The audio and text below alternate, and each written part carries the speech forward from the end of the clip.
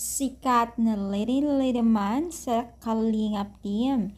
May pasabog. Yes, mga mima. So, bago natin pagpatuloy ang ating pag-support this video, kung bago ka pa lang sa aking channel, please subscribe po, like, and pakit na rin po natin guys ang notification bell upang ma-update po tayo tuwing ako pinag-upload patungkol sa Team Kalingap. And please support po natin ang buong Team Kalingap, especially po kila Kalingap Rab at Kuya Bal. So ngayon guys ay maraming usap-usapan po ang dalawang leading man dito sa Team Kalingap. So itong leading man na ito ay itong si Kalingap Edo at Jomar na tila nga daw talagang iba-iba na talaga yung parang kumbaga na sorpresa sila sa pagiging close nila bawat isa dahil po nakitaan po natin sila na bang tumatagal ay para bang magkapatid at magkaibigan or higit pa sa magkaibigan ang kanilang samahan.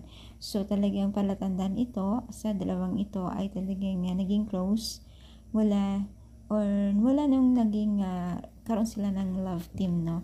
At isa pa po, parehas po silang mabait at talagang humble bawat isa na kahit ang narating na nila ay talagang nakita po natin yung pagiging isang humble po nila, no? Sana nga tuloy-tuloy ito at huwag tayong magsawang suporta sa kanila dahil napakalaki po ang tulong po natin sa kanila, lalo pa man po ay pinagpapatuloy po nila yung kanilang ginagampanan bilang isang leading man, no?